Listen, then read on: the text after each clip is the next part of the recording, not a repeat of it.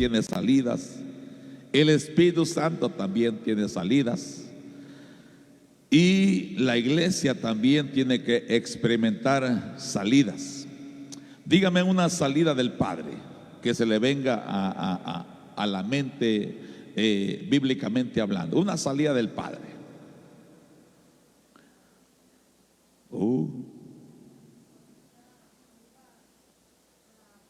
Hermano, váyase al huerto.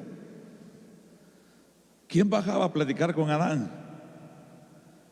Pues le digo que una de las salidas del Padre la podemos ver desde el principio, ¿verdad? En el huerto, ahí bajaba el Padre, ¿verdad? En lo fresco de la mañana dice que bajaba a platicar con Adán. Y también, ¿verdad? Cuando visitó a Abraham, ¿verdad? Cuando llegaron 3 personajes y uno de ellos era el Padre. Amén. Así que el Padre tiene salidas, el Hijo tiene salidas, ¿verdad? Cuando Abraham le dio los diezmos a Melquisedec, ahí también está Jesucristo representado, es una de sus salidas. Y el Espíritu Santo también tiene sus salidas. Así que el Espíritu Santo dice que sube, ¿verdad?, a la presencia del Señor y escudriña lo profundo del corazón del Señor. Y ese mensaje lo trae y se lo revela a quien Él quiere. Así que, hermano, el Padre, el Hijo y el Espíritu Santo tienen salidas.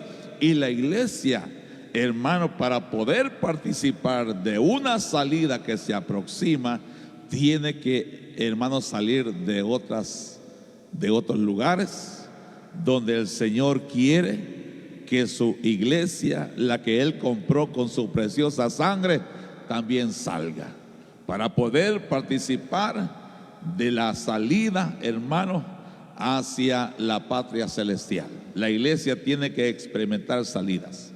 Amén. Y esta salida, hermano, mayormente del pueblo de Israel, cuando estaba esclavizado, ¿verdad?, en Egipto por 400 años, esta salida fue profetizada por Moisés. Entonces, dice Éxodo 11:4, aunque no me voy a detener ahí ahorita, sino después. Dijo pues Moisés: Jehová ha dicho así.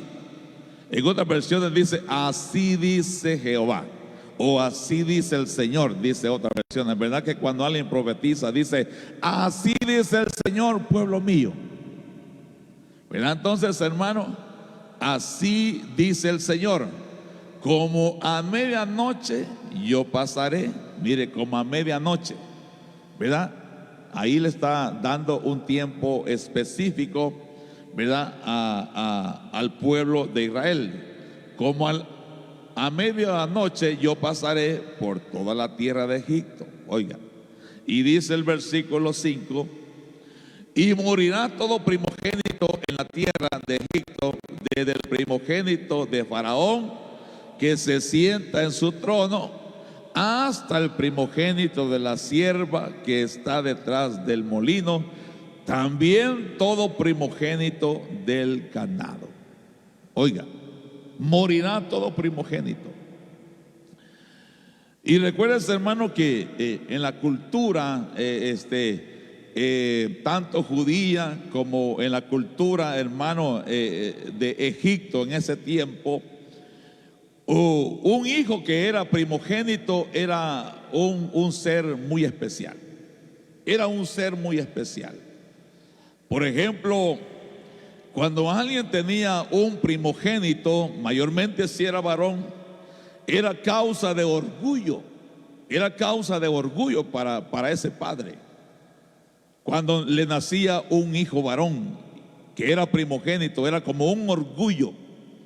Y también, hermano, era como una esperanza para ese padre, ¿verdad? Y era, hermano, como un gozo, ¿verdad? Orgullo, esperanza y gozo, ¿verdad? ¿Por qué? Porque se gozaba porque le había nacido un hijo primogénito. Porque en la ley judaica, hermano, estaba escrito que todo varón que rompiera la matriz de la madre iba a ser, hermano, un hijo consagrado para el Señor, un hijo apartado para el Señor. Entonces, por eso es que era tan especial un primogénito. Por eso el Señor, hermanos, sabía, ¿verdad?, lo que iba a hacer, porque, hermano, iba a morir no solo el primogénito del faraón, sino también todo primogénito, hermano, de la sierva, del siervo, incluso el primogénito de los animales. Entonces Dios sabía, ¿verdad?, por decirlo así, en un lenguaje coloquial, ¿cómo se dice? Coloquial, sabía dónde apretar el botón, sabía dónde, hermano, llegar, porque lo que el Señor estaba, hermano, diciendo con esto es que les iba a quitar el orgullo a los egipcios, les iba a quitar su esperanza y su alegría en la muerte de los primogénitos. Porque en la muerte de los primogénitos ellos habían puesto su esperanza. Hay culturas en nuestros países, hermano, que los padres ponen las esperanzas en sus hijos y dicen: este hijo me va a sacar de mis problemas, dicen, ¿verdad? ¿Sí o no? Cuando yo esté anciano, cuando yo esté viejo, este hijo me va a sostener, me va a mantener. Entonces, ¿en quién está poniendo su esperanza? ¿En el hijo o en la hija? ¿Y qué? Llega viejo, hermano, y el hijo y la hija ni se acuerdan del viejo. Entonces, Dios, hermano, con la muerte de los primogénitos les iba a quitar el orgullo. Porque el mundo, hermano, lo que ministra es orgullo. Ellos se sienten orgullosos porque, ¿verdad?, metió un gol Messi. Se sienten orgullosos por esto, por lo otro, por esto y por lo otro, porque han alcanzado, ¿verdad?, quizás ciertas posiciones, han alcanzado quizás ciertos logros, y para ellos es una causa de orgullo. Y déjeme decirle que Dios es especialista en quitarnos el orgullo, hermano. Él es especialista en quitarnos el orgullo. Porque muchas veces nosotros, hermanos, sin querer, queriendo, como decía, ¿verdad?, Chespirito, ponemos nuestra esperanza y nuestra confianza en los logros que hemos obtenido.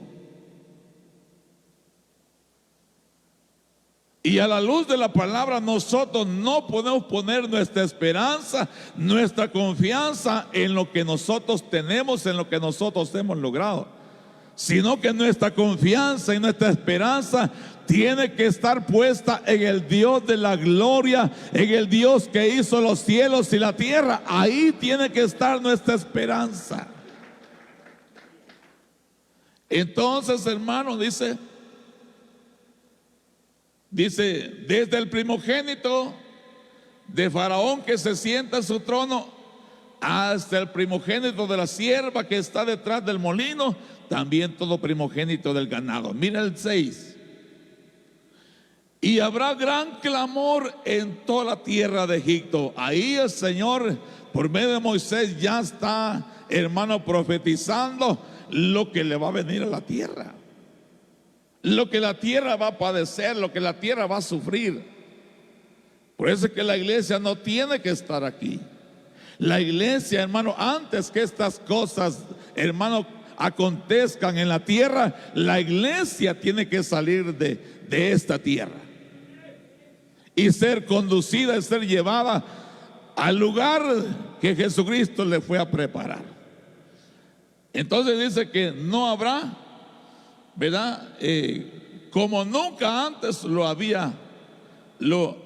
habido, y como nunca más lo habrá. Mira el 7.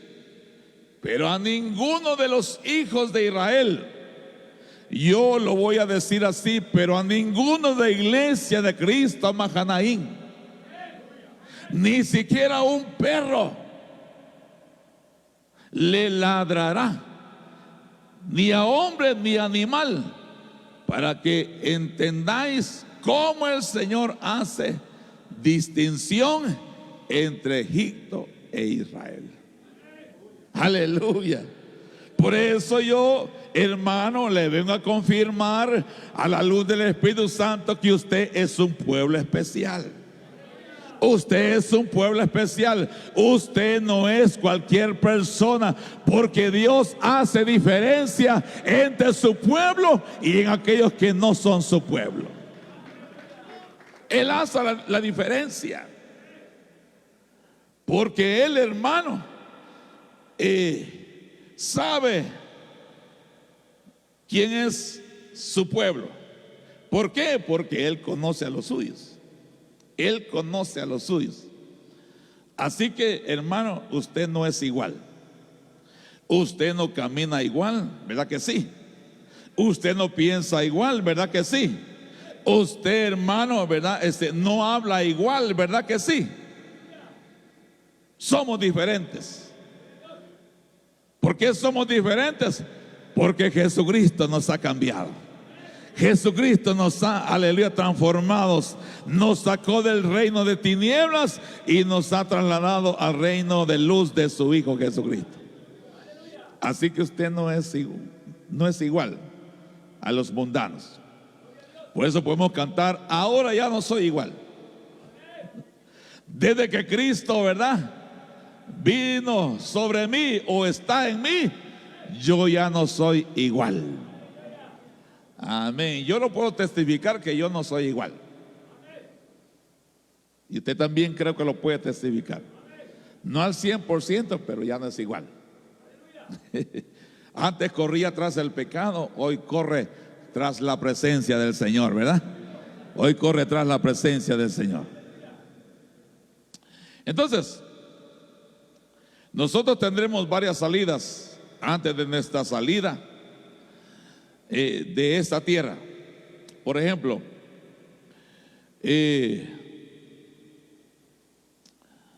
tenemos que salir de nuestra tierra. Cuando el Señor habla de nuestra tierra, hermano, es verdad, nos está diciendo que salgamos de nuestra vieja manera de vivir, de nuestro hombre viejo, porque las cosas, hermano, que habían en nosotros o que todavía hay en nosotros son producto, hermano, de las ministraciones de la tierra donde nacimos y donde crecimos. Por eso una de las salidas, hermano, que nosotros tenemos que experimentar es salir de nuestra tierra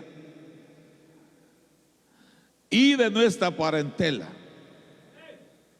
Porque así le dijo el Señor a nuestro padre Abraham: sal de tu tierra, porque en la tierra, hermano, que nosotros nacimos y crecimos, ahí nos desarrollamos, hermano, mayormente, ¿verdad? Adoptamos una religión, o más bien dicho, nos impusieron una religión, nos impusieron. Yo no escogí, hermano, ser religioso, ¿verdad?, en la tierra donde yo nací, sino que me la impusieron. Me la impusieron. Hermano, yo tenía que presentarme, si es que estaba jugando en la calle, en el patio, hermano, o en alguna casa vecina, yo tenía que presentarme a las 7 en punto a mi casa. Porque mi madre, hermano, a las 7 en punto comenzaba sus oraciones. Comenzaba sus oraciones. Y yo me recuerdo que tenía un cuadro ahí con un corazonote atravesado con una flecha. Y ella le llamaba el Sagrado Corazón de Jesús. Así le llamaba a ella. El Sagrado Corazón de Jesús. Ese sería un tema, ¿verdad? El Sagrado Corazón de Jesús. Porque sí es sagrado. El corazón de Jesús sí es sagrado. Entonces, hermano, a las 7 en punto teníamos que estar ahí para comenzar, hermano, hincados a la par de ella. Y ay de aquel que no estuviera a las 7 en punto ahí. Nos metía unos castigos, nos castigaba. Yo me acuerdo que a la que más castigaban era a mi hermana mayor, porque como que salió un poquito rebeldita, salió un poco rebelde, como que era la oveja negra de la iglesia, del hogar, ¿verdad? Entonces siempre en la familia hay una oveja negra, hermano, y a ella, hermano, siempre la mantenían castigada, la castigaban no sé si usted conoce un granito así, nosotros le llamamos maicillo, pero no sé cómo le llaman ustedes. O si no, la castigaba en arroz, ponía arroz y la ponía hincada ahí, hermano, 1 hora hincada en arroz, imagínense. Bueno, la castigaba, bueno, pero no vine a hablar mal de mis padres, ¿verdad? Sino es un testimonio nada más, para decirle que a nosotros nos impusieron una religión. Y hermano, por eso el Señor nos dice a través de su palabra: salid de tu tierra y de tu parentela. En otras palabras, tenemos que salir de las costumbres.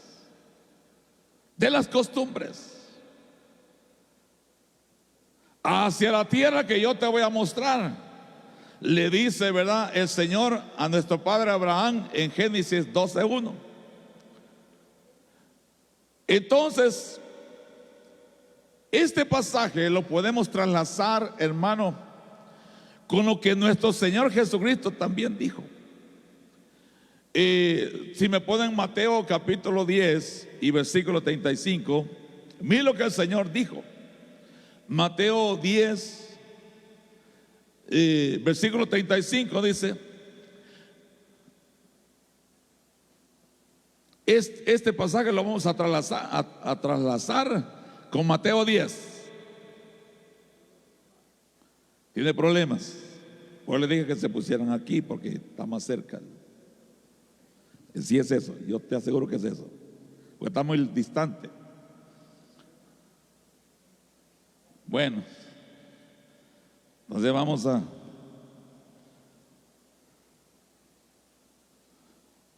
abrir aquí.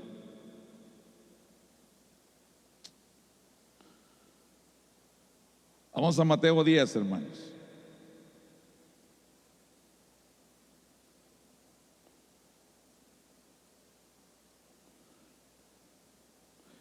Mira, hasta Mateo se me perdió.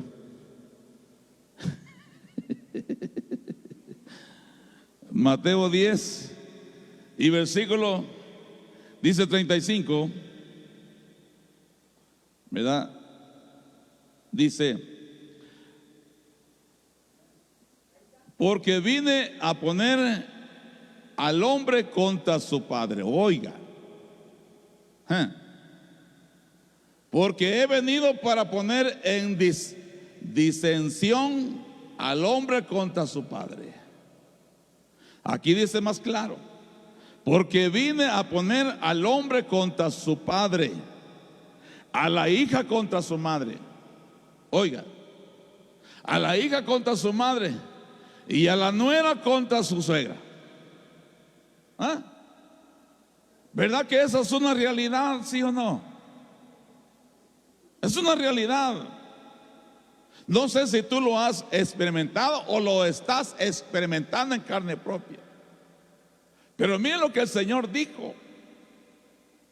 Y nos dejó escritas esas palabras. Porque vine a poner al hombre contra su padre, a la hija contra su madre y a la nuera contra su suegra. Y sigue diciendo: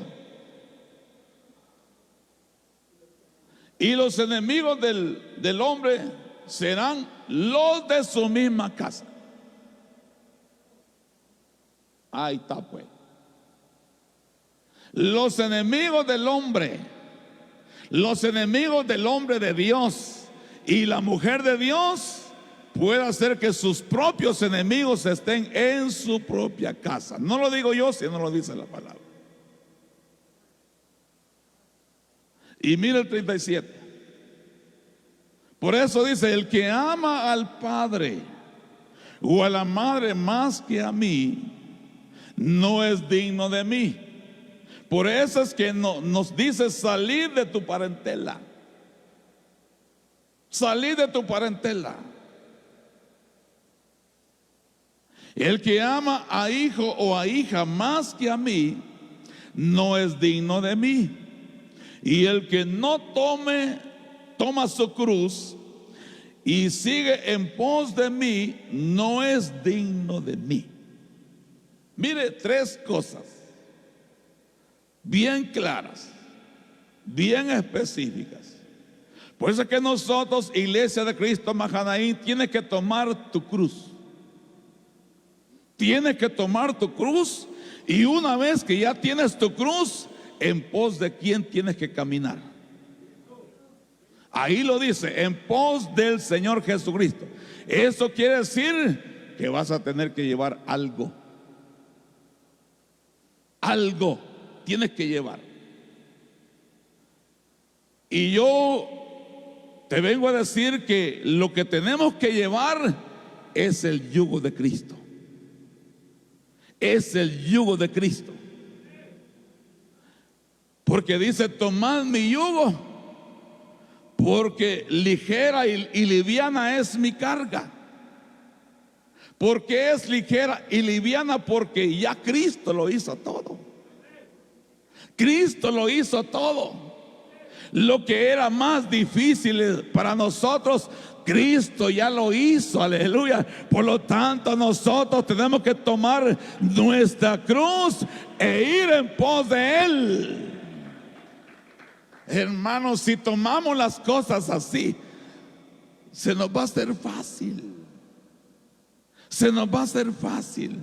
Pero ¿qué es lo que sucede? Que mucha gente no va en pos del Señor, porque a veces las cargas, los problemas, las dificultades se les hacen tan pesadas que no pueden ir tras del Señor. Pero el Señor dice que es liviana y ligera su carga, y que el Señor no nos dará más de lo que no podamos soportar. ¿Sí o no? Bueno, la palabra del Señor lo dice. Entonces, tenemos que tomar nuestra cruz y seguir en pos del Señor. Anoche, cuando mi esposa estaba hablando, ¿verdad?, acerca de los árboles, el Señor me ministraba una palabra a mi corazón. Y el Señor me decía: los hombres son como los árboles.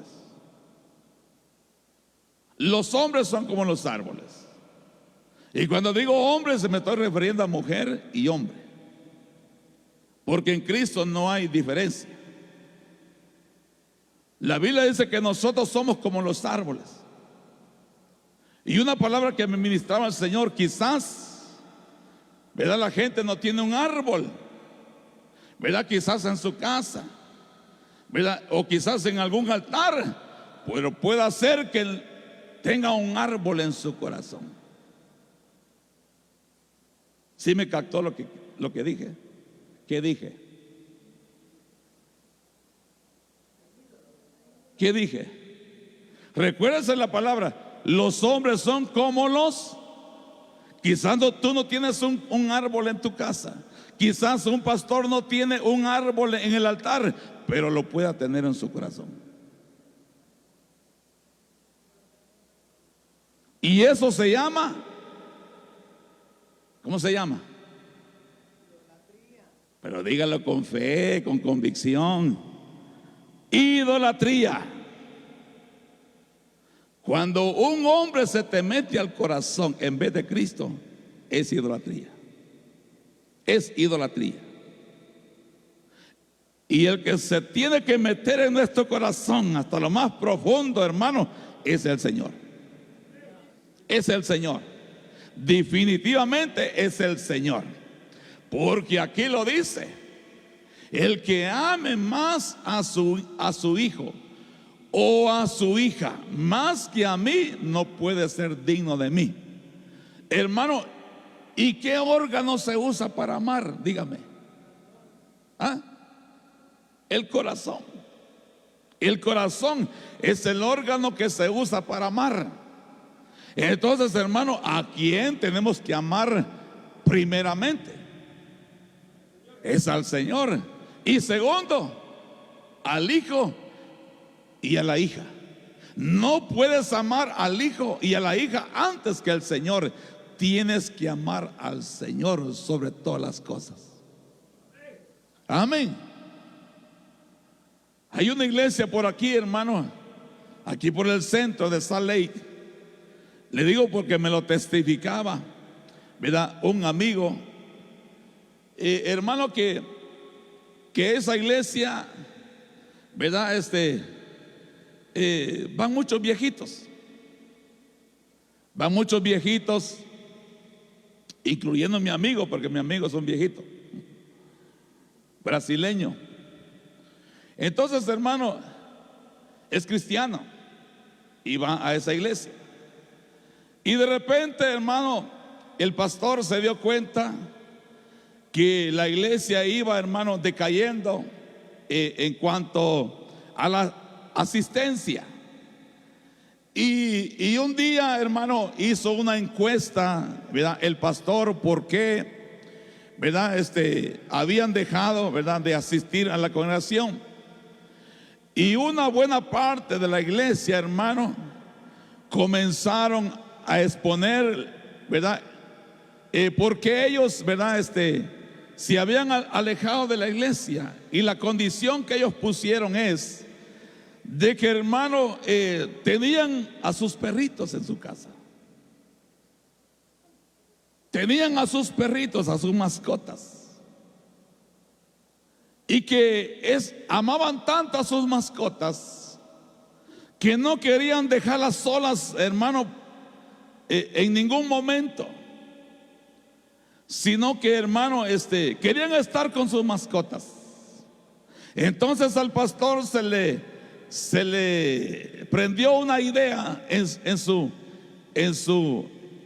cabeza o en su corazón, y seleccionó una sección de la iglesia, hermano, que los viejitos, por tal de que vinieran a la iglesia, también trajeran a sus mascotas. Que también trajeran a sus mascotas. Y había una sección, una buena sección de la iglesia, todos los viejitos, hermano, escuchando el sermón, escuchando el mensaje, pero con sus perritos en brazos. ¿Qué le quiero enseñar con esto? Que la mascota se les había metido en el corazón. Eso es lo que le quiero enseñar. Que la mascota se le había metido en el corazón. Y, hermano, no podemos estar así. El Señor tiene que tomar el primer lugar en nuestro corazón, porque de lo contrario no somos dignos de Él. No somos dignos de Él. El Señor tiene que. Por eso dice el primer mandamiento: amarás al Señor con todo tu corazón, con toda tu alma, con todas tus fuerzas. Y el segundo mandamiento es similar: amarás a tu prójimo así como te amas a ti mismo. Entonces dice el versículo 38: y el que no toma su cruz y sigue en pos de mí, no es digno de mí. Hasta el 39. Y el que ha hallado su vida, la perderá. Y el que ha perdido su vida por mi causa, la hallará. En otras palabras, el que ame más su vida que el buscarme, ¿verdad?, que el estar en mi casa, que el estar adorando, que el estar bendiciendo mi nombre, ¿verdad?, y sino que ama su vida, la perderá. Pero aquel que pierda su vida por mi causa la hallará, dice el Señor. Nosotros estamos perdiendo la vida cada vez que nos congregamos. Perdemos la vida. ¿Cuál vida perdemos, hermanos? La que el mundo ofrece. Nos privamos de esa vida y nos venimos a ofrendar al Rey de Reyes y Señor de Señores, y Él nos llena el corazón, aleluya. Y no solo eso, sino que envía bendición y vida eterna en medio nuestro, aleluya. Con qué razón David decía, ¿verdad? Yo quiero estar en la casa de Jehová todos los días de mi vida. Entonces, tenemos que salir de nuestra tierra y parentela, porque muchas veces nuestra parentela nos es estorbo. ¿Sí o no? ¿Sí o no? ¿Verdad que a veces nuestra parentela se nos opone, sí o no? O te dice, ay, gloria a Dios, mucho gusto, hermanito, mucho gusto, hermanita, que estás buscando al Señor. No, te dice lo contrario.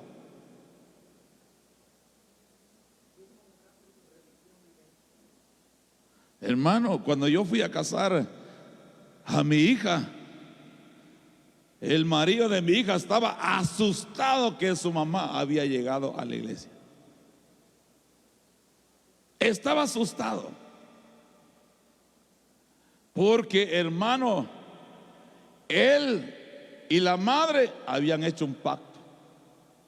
Y el pacto era, hermano, que el hijo le había hecho una promesa a la madre, que nunca iba, hermano, a romper ese pacto de ser católico, apostólico, romano, hasta la muerte. Ese era el pacto entre la madre y el hijo. Entonces, cuando el hijo rompió ese pacto, ¿cómo cree que se sintió la madre? ¿Ah? Decepcionada o traicionada, ¿verdad? De su propio hijo. Pero cuando él se estaba casando con mi hija, allá estaba la viejita atrás, bien atrás, hasta bien atrás.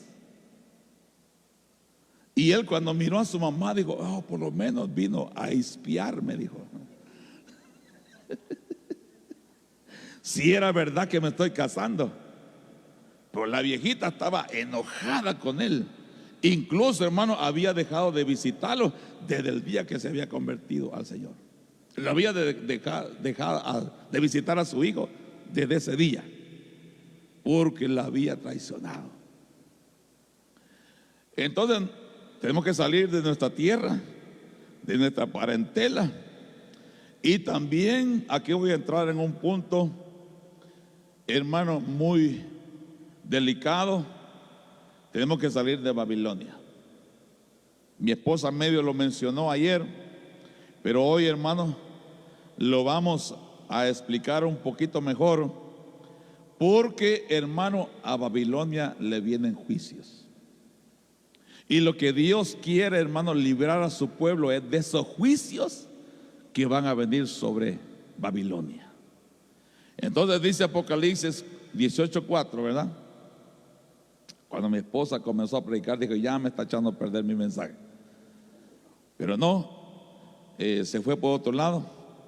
Apocalipsis 18:4 dice, oí otra voz del cielo que decía, salid de ella, pueblo mío, para que no seáis partícipes de sus pecados. Oiga, Babilonia es una fábrica de pecados. De pecados. Para que no seas partícipe de sus pecados, ni recibáis parte de sus plagas. Es como cuando el Señor dijo, voy a pasar a destruir a los primogénitos, maten un cordero y pongan la sangre sobre los linteles de las puertas, para que cuando yo vea la sangre pase de largo, ¿verdad? Y estén dentro de esa casa. Estén dentro de esa casa. Porque aunque sea mi pueblo, aunque son mis hijos, pero si no están dentro de esa casa donde hay sangre, también a vosotros los voy a matar. Por eso hubieron primogénitos en el pueblo de Israel que no obedecieron, porque la orden era poner sangre y estar ahí adentro en esa noche cuando el Señor iba a pasar a destruir a los primogénitos. Pero hubo primogénitos que no obedecieron a la orden, al mandato del Señor, y andaban allá, ¿verdad? Por Santa Mónica, andaban por Puerto Vallarta, andaban, ¿verdad? Por Chihuahua, no, yo qué sé.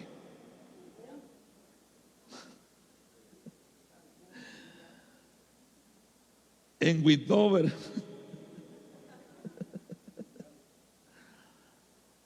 Entonces, como estaban fuera de la casa, ¿verdad? La sangre no los podía cubrir, no los podía proteger. Es exactamente lo mismo. Una persona que se sale del evangelio, la sangre de Cristo ya no lo cubre. No lo puede cubrir la sangre de Cristo. Y cuando Satanás mira que ya no hay sangre, dice: ah, este es pan comido. Solo te puede cubrir la sangre de Cristo si te mantienes en el evangelio, si te mantienes dentro de Cristo. Entonces la sangre te cubre. Entonces dice que nosotros tenemos que salir de Babilonia. Y Babilonia es un sistema.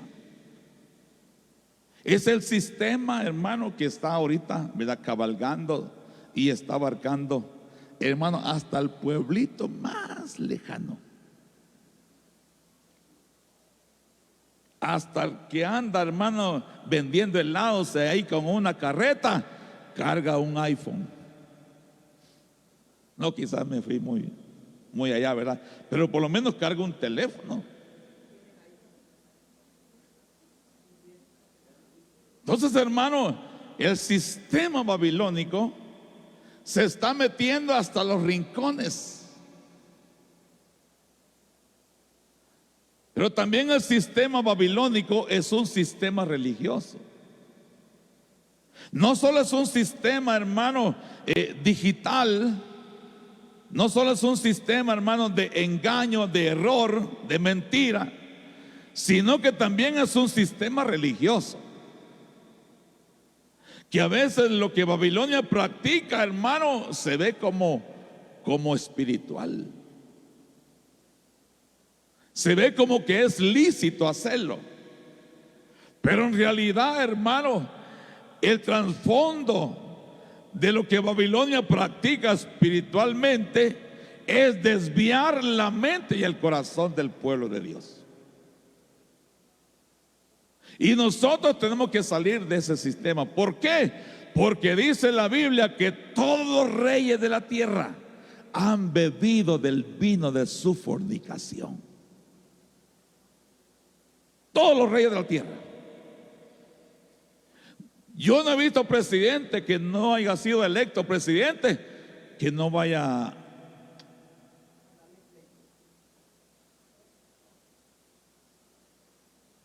Todos.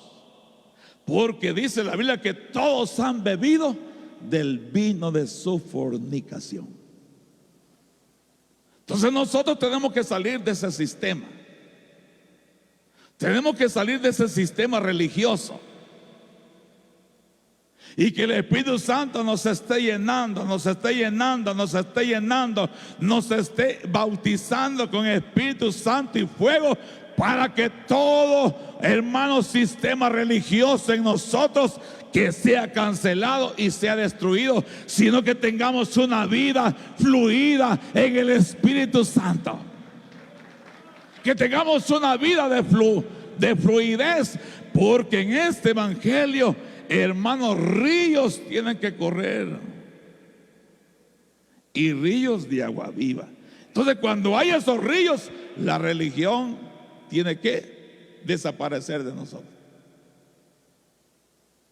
Tiene que desaparecer de nosotros, ¿verdad? No estar con esas oraciones huecas y baratas. Tenemos que fluir, porque estamos en el río de Dios. Amén. Y donde está el Espíritu de Dios, hay libertad. Entonces, dice que a Babilonia viene el día que le van a, hermano, enjuiciar sus pecados. Viene el día que le van a enjuiciar a Babilonia por sus pecados. Amén. Si los niños de atrás ponen atención. Entonces, para que no participemos de sus pecados, ni recibáis parte de sus plagas. Oiga, eso quiere decir que las plagas no son para el pueblo de Dios.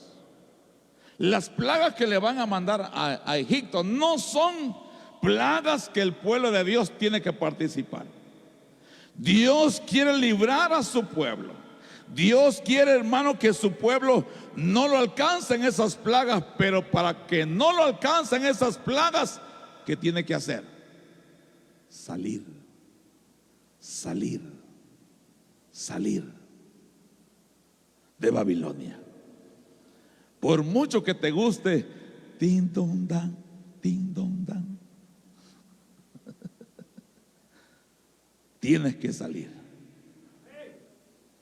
Porque si no, tin don dan, y tragando agua y un viaje seguro para allá abajo.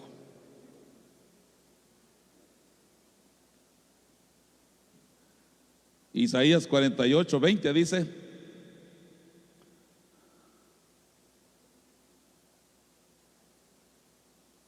salid de Babilonia, huid de entre los caldeos. Oiga, entonces, hermano, ¿quiénes componen Babilonia? Pues los caldeos. Y los caldeos son enemigos de Dios. Dan nuevas de esto con voz de alegría, publicarlo, llevarlo hasta los postreros de la tierra, decir redimidos de Jehová. Decir redimió Jehová a Jacob, sus siervos. Entonces, hermano, tenemos que salir y publicar. También dice Jeremías 58. Jeremías 58. Aleluya. Huir de en medio de Babilonia y salir de la tierra de los caldeos otra vez. Y sed como los machos cabríos que van delante del rebaño. Oiga, gloria a Dios. Entonces nosotros en estos últimos tiempos estamos librando batallas acérrimas, como decimos. Batallas, hermano. ¿Quién de los que están aquí no tiene lucha? ¿Habrá alguien que no tiene batalla? ¿Habrá alguien que no tiene lucha? Para darle una medalla y de oro. Todos tenemos lucha. Y en estos últimos tiempos estamos librando muchas guerras espirituales. Porque la Escritura dice que no tenemos lucha contra carne y sangre, sino contra potestades de maldad en las regiones celestiales o celestes. Efesios 6:12. Mire, ¿contra quién estamos nosotros peleando, luchando? Porque no tenemos lucha contra sangre y carne, sino contra principados, contra potestades, contra gobernadores de las tinieblas de este siglo, contra huestes espirituales de maldad en las regiones celestes. Entonces, hermanos, nosotros estamos librando batallas. Y una de las batallas que estamos librando es contra el engaño y el error. Es una batalla que tenemos, hermano. Y lamentablemente mucho pueblo se está dejando engañar y sus sentidos están siendo desviados de la sincera fidelidad a Cristo. Por eso el apóstol Pablo decía: me temo que así como la serpiente engañó a Eva, vuestros sentidos también puedan ser desviados, engañados. Mire,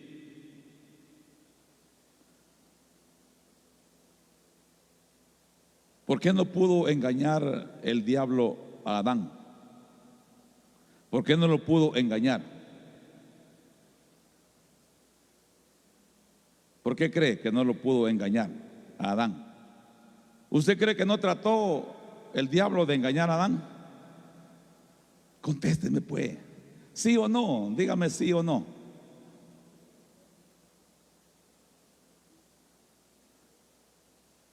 Adán representa a Cristo, por eso no pudo engañarlo. Pero Eva representa a la iglesia. Entonces, hermano, ¿a quién va a tratar de engañar el diablo? A la iglesia, porque la iglesia es el cuerpo de Cristo. La iglesia, dentro de la iglesia está la novia de Cristo, está la que se va a casar con Cristo. Entonces, hermano, ¿a quién le lleva hambre el diablo? Que el Señor lo reprenda. Allá se sienta el niño, gloria a Dios. Mire, está como atento ahí al mensaje. Entonces, hermano, ¿a quién va a tratar el diablo de desviarla, de engañarla con el engaño y el error? A la iglesia. Por eso es que la iglesia, hermano, tiene que estar bajo cuidado. La iglesia tiene que tener alguien, hermano, que la cuide, que la protege y que la vaya guiando, porque la iglesia está propensa a ser engañada. ¿Por qué? Porque no tenemos lucha contra carne y sangre, sino contra potestades. Por lo tanto, hay que tomar toda la armadura de Dios. Iglesia de Cristo Mahanaim, toma toda la armadura de Dios, aleluya, para que podamos, hermano, permanecer firmes en el día malo. Efesios, ¿verdad? 6:10 dice: por lo demás, hermanos míos, fortaleceos en el Señor y en el poder de su fuerza, vestidos de toda armadura de Dios, para que podáis estar firmes contra las acechanzas, hermana, ¿de quién? Entonces, ¿cómo vamos a permanecer firmes? Pues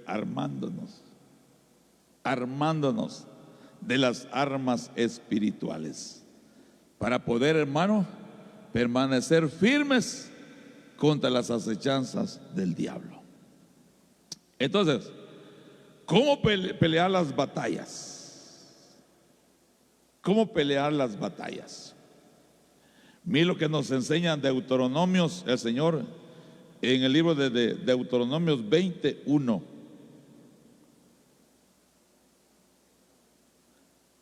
Mire cómo hay que pelear las batallas.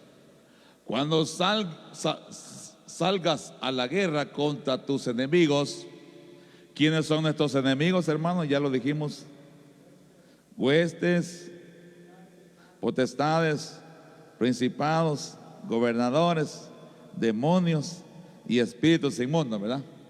Cuando salgas a la guerra contra tus enemigos, si vieres caballos y carros y un pueblo más grande que tú, no tengas temor de ellos. ¿Por qué, hermano? ¿Por qué no tenemos que tener temor? Pero dígame otro versículo, el contexto de este. Porque más son los que están con nosotros que los que están en contra de nosotros. Por eso no tengamos temor de ellos, porque Jehová tu Dios está, hermano, ¿con quién? Contigo, el cual te sacó de la tierra de Entonces, mire lo que dice el 2. Y cuando os acerquéis para combatir, se pondrá en pie el sacerdote, oiga, y hablará al pueblo. 3. Y les dirá: oye Israel, vosotros os juntáis hoy en batalla contra vuestros enemigos. No desmaye vuestro corazón, no temáis, ni os azoréis, ¿verdad? O sea, no tengan miedo, ni tampoco os desalentéis delante de ellos. El 4. Porque Jehová vuestro Dios va con vosotros para pelear por vosotros contra vuestros enemigos, para salvarnos, para librarnos. El 5. Y los oficiales hablarán al pueblo diciendo: ¿quién ha edificado casa nueva y no la ha estrenado?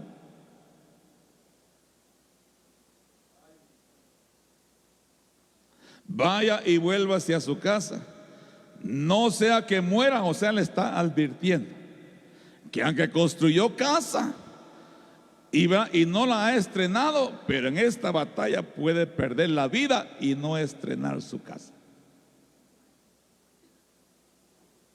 Pero mire cómo Dios es de misericordia, tiene misericordia.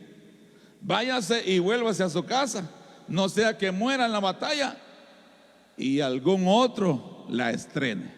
Por eso dice otro pasaje, bueno, no es la Biblia lo que lo dice, ¿verdad? Sino que, bien, lo dice la palabra: y lo que tú has poseído, lo que tú has alcanzado, lo que tú has construido, ¿de quién será? Dice, ¿verdad?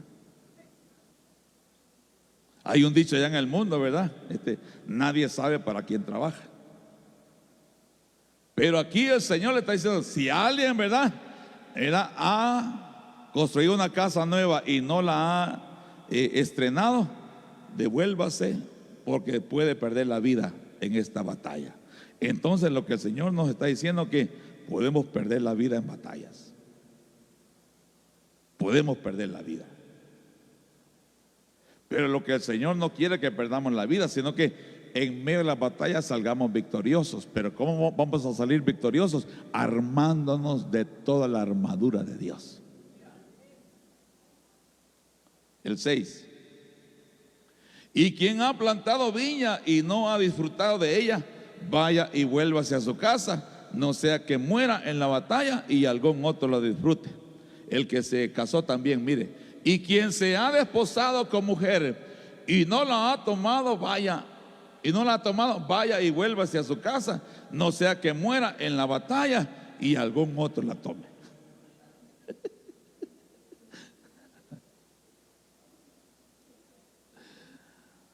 Pero vamos a llegar a un punto que ahí me quiero quedar. 8. Y volverán los oficiales a hablar al pueblo y dirán: ¿quién es hombre medroso y pusilánime? Vaya y vuélvase a su casa y no apoque el corazón de sus hermanos como el corazón suyo. Oh, aquí hay un mensaje. Fíjese bien. Ninguno puede ir a la batalla si es medroso y pusilánime. Porque si tiene un corazón así, lo que va a pasar es que, hermano, va a contaminar, hermano, a los hermanos, ¿verdad? Dice, y no apoque, o sea, no contamine el corazón de los hermanos, no debilite el corazón de los hermanos, así como está debilitado el corazón de él. Oiga, pusilánime es una persona, hermano, que le cuesta tomar decisiones. Es una persona que divaga. Es una persona que dice: sí voy, pero no voy. ¿Sabe que la Biblia habla de eso, verdad? El padre, ¿verdad?, tenía una viña y tenía 2 hijos, Y verdad, y el padre le dijo a un hijo: ve a trabajar a mi viña, hijo. Sí, padre, yo voy. Y el otro dijo: no, padre, yo no puedo ir. Y aquel hermano que dijo que sí iba, al final le dijo: padre, mejor no voy. Pero el que le dijo: no voy, padre, que le terminó diciendo: padre, sí voy a tu viña. Ahí vemos, ¿verdad?, a uno que tenía, hermano, que tenía miedo, ¿verdad? Tenía un corazón miedoso y era pusilánime, que, hermano, le costaba tomar decisiones mayormente en las guerras. En las guerras. No sé si se acuerdan una película, bueno, yo la vi, que, hermano, que sus compañeros estaban perdiendo la batalla y él ahí con el fusil ahí, hermano, y él temblando de miedo si lo agarraba o no lo agarraba. Y, hermano, y la vida de sus compañeros dependía si él agarraba el fusil o no. Hasta que como que se armó de valor, hermano, y agarró el fusil y temblando, hermano. Ese es un pusilánime.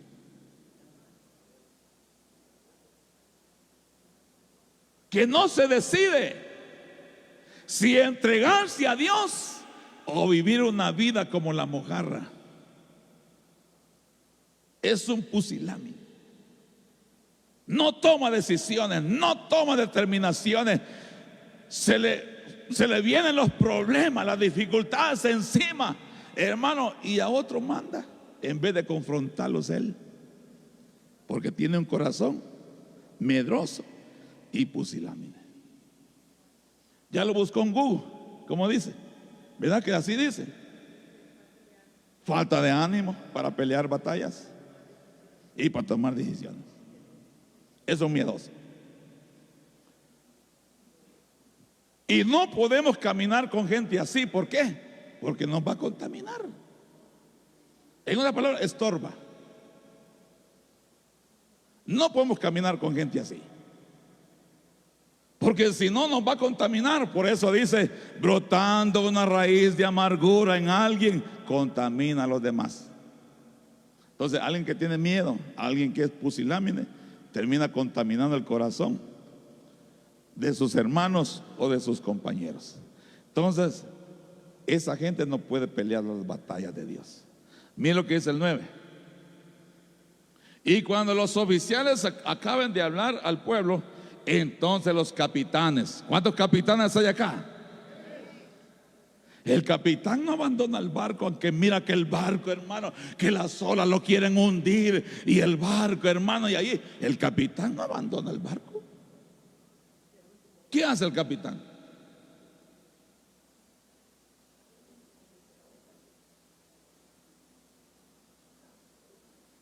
Ese capitán es como Sansón diciendo: muera yo y los filisteos.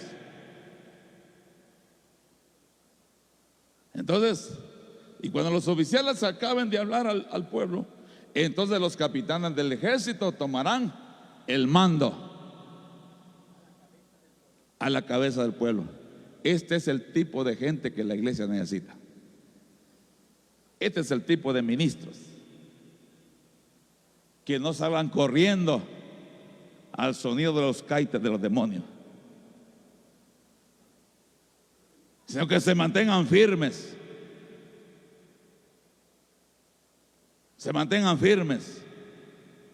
Y, hermano, y que ellos vayan a la cabeza del pueblo. El 10. Cuando te acerques a una ciudad para combatirla, le intimarás la paz. En otras palabras, hermano, mire la orden que Dios le está diciendo. Le vas a quitar la paz. Por eso que los terroristas se agarraron de ahí. ¿Qué quitan los terroristas? La paz. Entonces, mire la orden: les vas a quitar su paz.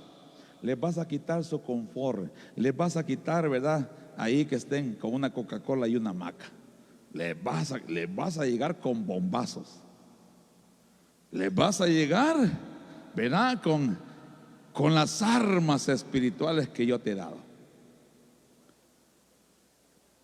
El 11, hasta el 12 vamos a llegar. Y si respondiere paz y te abriere todo el pueblo que en ella fuere hallado, te será tributario y te servirá. El 12. Mas si no hiciere paz contigo y emprendiere guerra contigo, entonces la sitiarás. A paz nos llamó el Señor, hermanos. Pero si alguien quiere guerra, ¿qué le tenemos que dar? ¿Qué le tenemos que dar?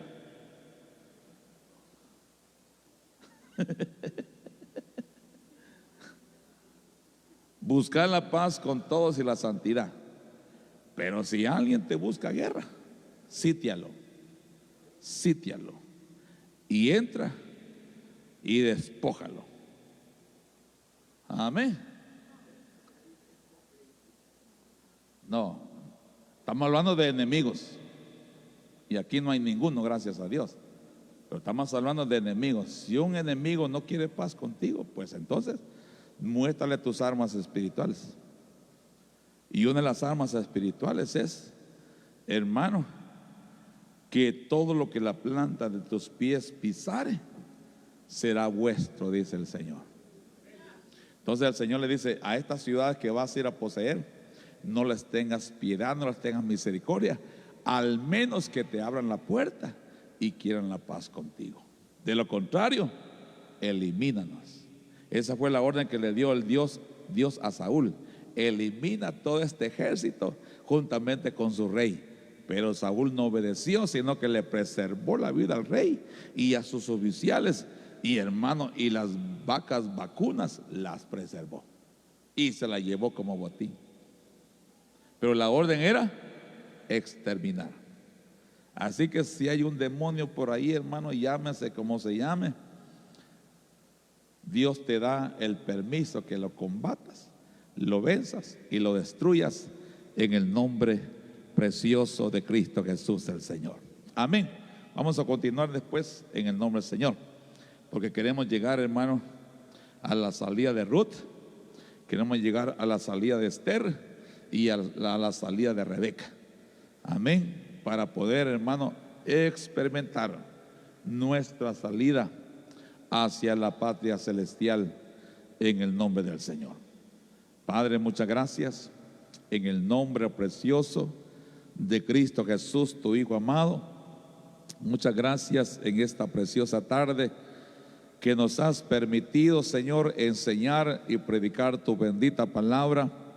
Señor, que tu pueblo atienda, Señor, a este llamado que tú le estás haciendo, que salgamos de nuestra tierra y de nuestra parentela, y que salgamos de Babilonia, Señor, que salgamos también, Señor, del mundo, Señor, y sus costumbres, en el nombre poderoso de Jesucristo, tu Hijo amado, porque tú nos has llamado a ser un pueblo santo, un pueblo consagrado, un pueblo apartado, una nación santa, Señor, un pueblo adquirido, bendito Dios, para, Señor, publicar las virtudes de aquel que nos llamó de las tinieblas a su luz admirable. Nosotros queremos, Padre, estar siempre muriendo, ofrendándonos para ti, Señor, en el nombre precioso de Jesucristo, tu Hijo amado. Bendito Dios, que tu pueblo pueda atender, Señor, a tu palabra, y que aquellos que no se han decidido, Señor, entregar su corazón, entregar su alma, entregar su espíritu a ti, Señor, hoy, Señor, tomen esa decisión, esa determinación en sus corazones, Padre, porque todo lo que Señor, el mundo nos está señalando, el mundo nos está diciendo, es que tu aparición, Señor, es eminente, y que nosotros Señor, los que estemos vivos seremos transformados en un abrir y cerrar de ojos para reunirnos contigo en los aires con aquellos, Padre, que van a resucitar primero, aquellos que murieron creyendo en ti, Señor, en el nombre de Jesús. Señor, prepáranos, Padre, así como preparaste, Señor, a Ruth para el casamiento, así también prepáranos a nosotros, como preparaste, Señor, a Esther, a Ruth, Señor. Prepáranos también a nosotros, como preparaste el corazón de Abigail, Señor, también, que se casó con tu rey David. Así también, Señor, que nosotros seamos preparados, oh Dios, para ese casamiento glorioso, en el nombre precioso de Cristo Jesús, tu Hijo amado. Que tu pueblo, Señor, salga, Señor, oh Señor, de Babilonia, del sistema babilónico, del sistema religioso, Padre, en el nombre de Cristo Jesús. Y que ríos de agua viva, Señor, fluyan, Señor, en nuestro ser interno, en el nombre de Jesús, en el nombre de Jesús, Padre. Oh Señor, porque tú eres la fuente de agua viva, tú eres la fuente de agua viva, la fuente inagotable eres tú, Señor. Por lo tanto, bendito Dios, que nosotros, Señor, siempre estemos fluyendo, Señor, con aceite, con Espíritu Santo, en el nombre precioso de Jesús. Oh Señor, nos ha llamado para hacerte fiesta, nos ha llamado para bendecir y glorificar tu santo nombre, para pelear las batallas espirituales. Oh Señor, porque caerán a mi lado 1000 y 10,000 a mi diestra, mas a mí no llegará, dice tu palabra. Yo lo creo, Señor. Por lo tanto, Señor, tomamos las armas del Espíritu, porque nuestras armas no son carnales, sino poderosas en Dios para destrucción de fortalezas. En el nombre de Jesús, Padre. Arma a tu pueblo, Señor.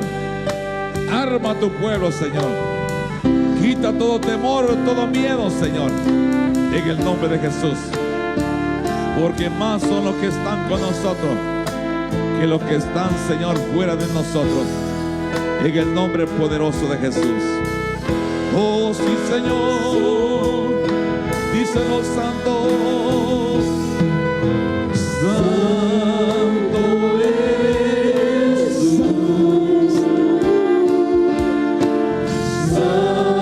santo eres tú, Cristo Rey, Señor, admirable, consejero, fuerte Dios. Aleluya.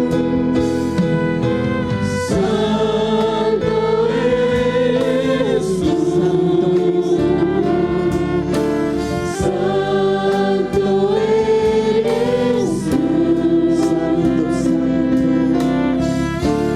Cristo Rey, Señor, admirable, consejero, fuerte Dios. Gracias, Padre. Gracias, Señor, por todas las cosas hermosas y maravillosas que tú haces a favor nuestro, Padre. Muchas gracias porque tú eres el que peleas. Tú eres, aleluya, Jehová Gibor, el que nos libra, Señor, en las batallas, en el nombre de Jesús. Señor, dale la victoria a tu pueblo, Señor, en el nombre de Jesús. Todo temor desaparezca, todo miedo, Señor, desaparezca de sus corazones.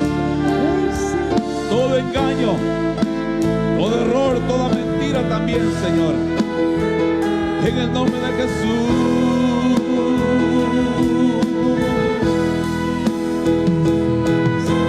Santo eres tú,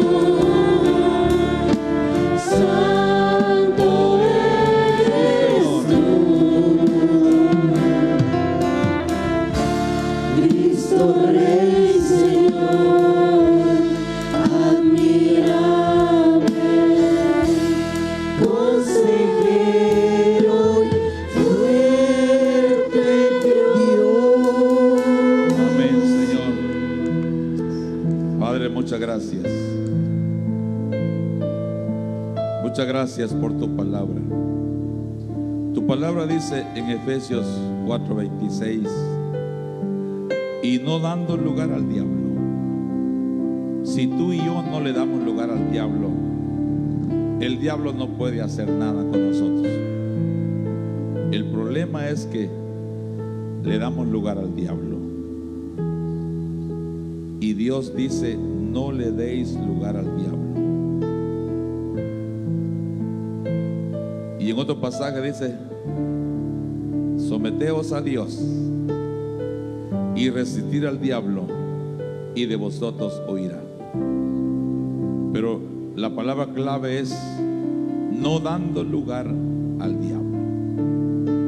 Si nosotros no mentimos, no le estamos dando lugar al diablo. ¿Verdad? Si no nos acostamos enojados, no le damos lugar al diablo, sino que antes de ir a reposar, ¿verdad?, nos ponemos a cuentas. Entonces el diablo ya no puede hacer nada. ¿Por qué? Porque le estamos quitando cualquier derecho que él pueda tener en nosotros, en el nombre de Jesús. Padre, muchas gracias. Señor, que en esta semana de labores que comienza, tu pueblo sea bendecido, tu pueblo sea prosperado, tu pueblo sea guardado en el hueco de tu mano, Señor. Y que tú, Señor, le dé las victorias. Dale victorias a tu pueblo en sus batallas, tanto en la mente como en su corazón, como en aquellas cosas que lo rodea, Padre, que también muchas veces, Señor, combaten contra nuestra vida espiritual. Pero yo te ruego, Señor, que tú les des la victoria en el nombre precioso de Cristo Jesús. Señor, una de las armas que tú nos has dado es tu preciosa sangre, porque así dice que nosotros le hemos vencido por la sangre del Cordero. Y yo declaro por la sangre preciosa de Cristo que tu pueblo es vencedor, Señor, en todas las batallas que se puedan presentar, en el nombre poderoso de Cristo Jesús. Gracias, Padre, gracias, Hijo, y gracias, Espíritu Santo.